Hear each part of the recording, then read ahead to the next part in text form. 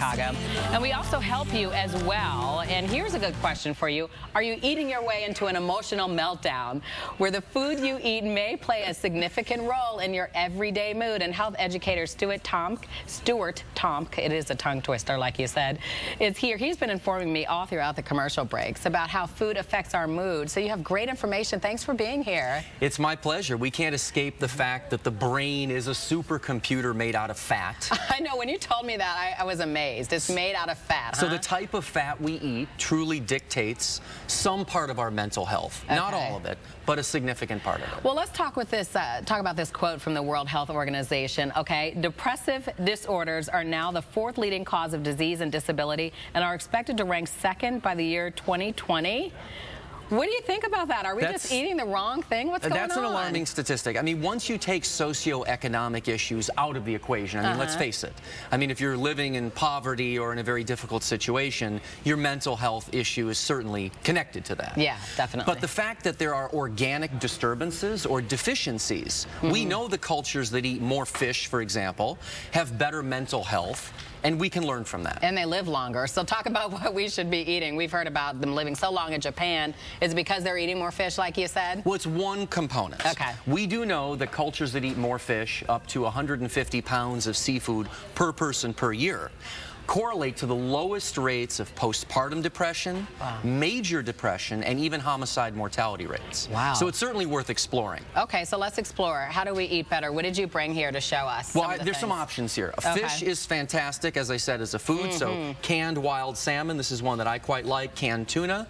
And so you can eat that on a regular basis. Fresh fish is obviously great too, but this is convenient. Okay. Then you have, this grew in my backyard. I picked this morning. It's called purslane. Okay, purslane. And that's a plant-based omega-3. Now that doesn't look too appetizing if I just... Well, if you put it on a salad, it's good. But remember, the fish eat the greens. Yes, Now, if you're not going to eat a ton of this, you can then take the fish oil supplements, the omega-3 supplements. So remember, it's a choice that you have.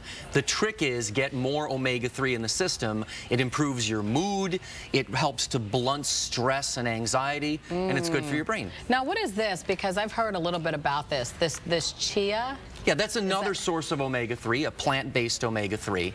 The reality is you'd have to eat a ton of these in the middle to get what you can get on both sides. Okay. All right, good to know. What else affects our mood? Anything else we should be doing? I know you talk health a lot on the radio, you were telling me. How do we feel better in the morning, even when we get up? Are there small things we can do? Well, the other big part of this conversation is the vegetable oils in our diet. We don't think that corn oil, soybeans, safflower, sunflower oil, that those things are bad for us. Yeah. We were told that those were good and butter was bad. Right. We're finding out that those vegetable oils compete with these omega-3s. So if you eat more fast food, if you eat more fried food and more vegetable oils, you need to eat more fish to give the brain what it needs. So I need to be cooking more fish at home, it sounds like, because I do like to use vegetable oil in small things. I don't overdo it. But don't be afraid of the butter. Okay. Butter got a really, really bad rap. It really did. So in addition to this, of course, exercise, right? We talked about that. Yeah. Brain-derived nootropic factor. When you exercise, it helps your mood. Obviously, sleep more, stay properly hydrated. Stress, of course, is a killer, but this is really the one nutrient that I recommend in all my lectures. Okay. Boost. Omega-3 fatty acids, more to eat. Okay, thank you, Stuart Tomc. My pleasure. I got it right this time. Thanks for being with us. Well, still ahead on Good Day Chicago, an Australian detective has a new theory about the Kennedy assassination that has a lot of people talking. More on that when Good Day continues. I'm going to open this. Thanks, Omega.